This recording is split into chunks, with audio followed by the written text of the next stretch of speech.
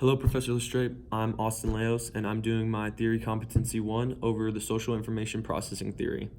The Social Information Processing Theory explains how individuals use computer-mediated communication to develop interpersonal impressions and to advance relational communication over time online. It also discusses how the absence of nonverbal cues and how that affects the building of a relationship and the understanding of a meaning behind messages. Because online communication is limited to textual symbols, it tends to take a longer amount of time to process and understand as compared to face-to-face communication in order to achieve similar levels of interpersonal development. With that being said, computer-mediated communication can still effectively lead to the development of a strong relationship. As previously stated, it just takes more time. Some background information: the social information processing theory was developed by Joseph Walther in 1992. Before the theory, communication theorists believed that the lack of nonverbal cues would disrupt the process of gaining information and forming a consistent impression of the person you're talking to. This is understandable because 80% of communication is nonverbal, so how could you possibly completely understand something or somebody through strictly communicating with them or learning about them online? Walther understood where these theorists were coming from, and he also understood that computer-mediated communication can be a cold place, but he argued that so can face-to-face communication. Just as face-to-face communication can be a pleasing experience, he believed so could online communication. The social information processing theory uses a rhetorical orientation, and a qualitative approach is taken with this theory. There is no in-person experiment or conversation, so we must base our thoughts strictly on what the other person is communicating to us. With the absence of nonverbal cues, we must be willing to explain ourselves more in depth when there is confusion going on. A mix of rhetorical, sociocultural, and semiotic tradition is used because online communication takes more time to create a relationship. We must focus on all available means of persuasion in order to get our point across and allow who are we communicating with to understand what we are saying.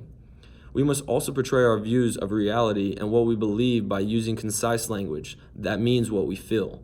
Online communication allows for us to describe what we are talking about in more in depth, meaning that we can become more personal without feeling like we are going to be personally judged in a way that we might if we were communicating face to face.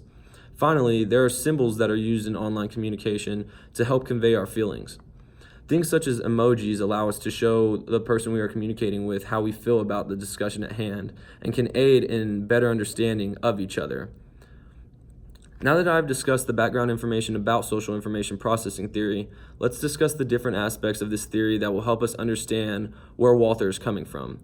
Have you ever been talking to somebody about how their day went and they respond to it, "Oh, well, it went great," yet their voice sounds sarcastic, their arms are crossed, and they aren't smiling? Their nonverbal cues are very inconsistent with the words coming out of their mouth, leading you to believe that their day did not go so well. Inconsistent cues tend to make even face-to-face communication very confusing. With computer-mediated communication, the absence of nonverbal cues leads to less confusion. Verbal cues of affinity will replace nonverbal cues within online communication. Human beings seek to connect meaning to messages, whether the message is conveyed face-to-face or online. The absence of nonverbal cues leads us to mean what we say through online communication. If we want the person we are talking to understand exactly how we feel to them without beating around the bush or being sarcastic because we know that doing so would lead to confusion. If somebody doesn't understand what we text them, then we will continue to try and explain ourselves, giving as many details until the other person understands what we are saying. This allows for us to make up for the absence of nonverbal cues in online communication. One crucial piece of online communication is the ability to have an extended amount of time to respond to somebody. We all know that when you text, direct message, or email somebody, that we may not receive an instant response. And while in some situations this may upset us, it is a huge reason why online communication has the ability to remain more peaceful and to the point as compared to face-to-face communication. If somebody were to ask you a difficult question about something that happened between you and your ex-girlfriend, you may feel like the answer isn't as simple as it seems. Once you read